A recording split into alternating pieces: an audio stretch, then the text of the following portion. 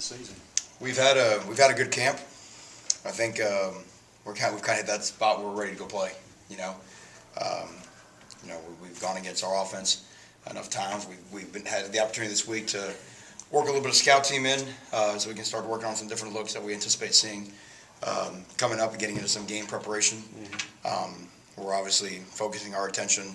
Our guys are highly focused on Southern Miss at this stage. They're ready to go play. They understand what a big game that's going to be, what a great environment that's going to be, and what a great game for the state. So we have a high sense of urgency to make sure that we perform at a very high level that night. Southern Miss has so many new players, including some new possibility quarterback. I mean, how difficult is it scouting a team that you know almost little about? Well, it's game one anyway, and you never know. People, in the off season, they go look at different things, they go do different things. You really never know what someone's identity is going to be. Players improve. Sometimes the light comes on for a guy, so we won't know fully what to expect. But game ones are generally like that anyway. So it comes down to it's a game of rules. You have to know your rules. They can still only line up 1, 2, or 3 receivers to one side. They can line up. They can run the ball inside or run the ball outside. You have to just understand the fundamentals of defense and how it's a little bit sometimes game one is about yourself more than your opponent.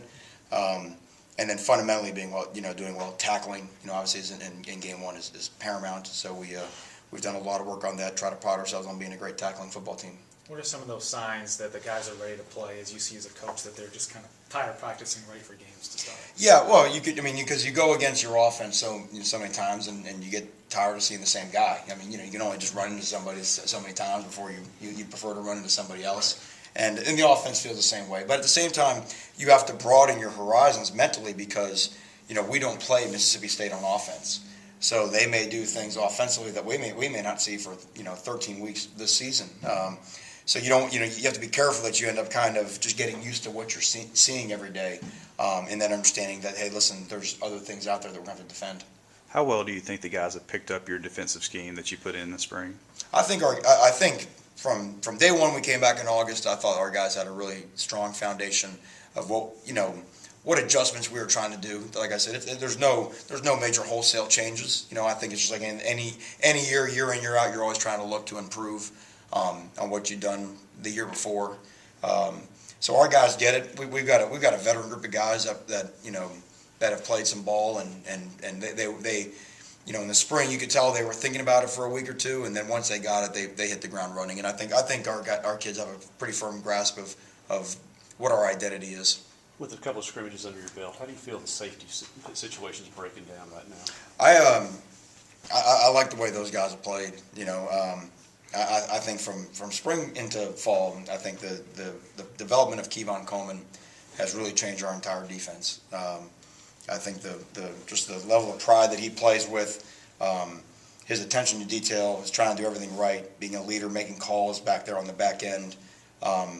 He's playing with a guy that has a lot of experience, more than he actually does. He's playing with a lot of confidence back there, and then the playmaking has come, along with it. Another guy, with Brandon Bryant developing every day, getting better. Physically he's so gifted, and mentally he wants to do it right, and just needs reps and reps and reps and seasoning. And every day he's getting better, which the team can see. I think they trust him physically. I think they know he can make a play when he's back there. Two exciting guys, McLaurin and Peters.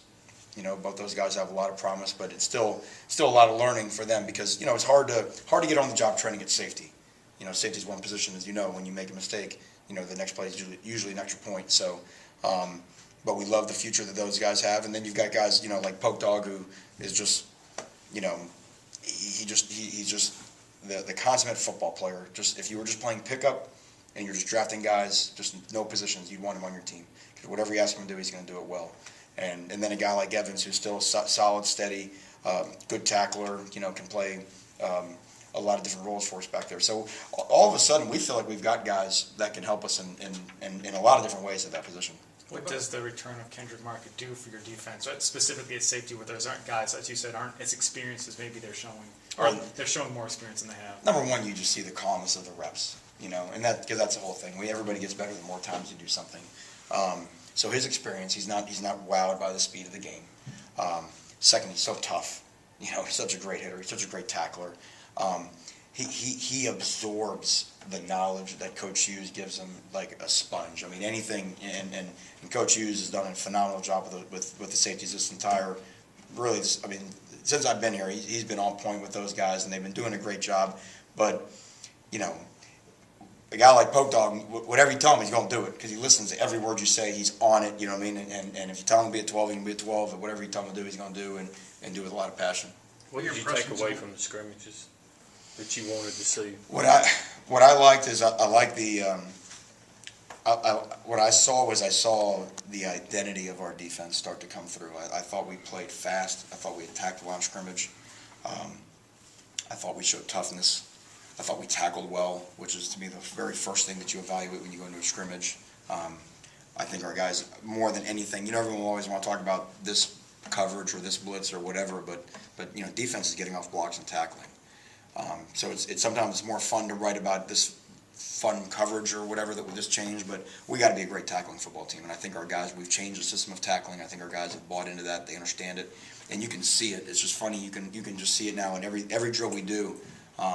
That we've just changed our whole mentality on tackling, and then what was cool for us as coaches, getting the scrimmage, and it shows up. So they have a lot of confidence in our ability to get guys on the ground, which really helps.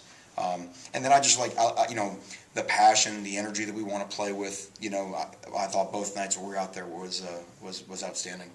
Your impressions of Leo Lewis so far? Leo, I am really excited about Leo. He, you know, like most freshmen, they usually go on a curve. The first week is better, and then you coach them more and they get worse, you know, because they start thinking about more stuff, kind of like my golf game. And then as time gets on, he starts to improve again, and instinctively rather, he's really gifted. I mean, just his ability to just read the game as a linebacker, understand body position, understand staying square, being able to explode out of his hips on contact. I mean, he has some things that you don't have to coach. He already has it. So now for him, it's just getting comfortable with the defense and just, you know, call after call and understanding formations and offense and what they're trying to do to him. But we're very excited that he's in maroon and white for sure. We've talked to Coach Turner, Coach Mullen, something about Nick James, and just sort of personally that corner he's sort of turned. What have you seen from him just as far as mindset, approach to the season? Yeah, you know, I've sort of gotten the fill in the blank story about, you know, how far he's come. But I've even seen it just in the time that I've been here. He's just a guy that, instead of being a guy that just flashes every now and then in practice, or maybe would flash a high but then a low, you know. One of the neatest things about Nick was, as we were going through the fall camp process, is there was one day where you realized, and this will sound funny to say, you realized you hadn't noticed him, which was actually a good thing. Because what that meant was he was just in a mature fashion, just going about doing his job. You know, 'cause sometimes those guys in there, you're not going to notice them, you know, unless it's something really, really good, or sometimes it's really, really bad.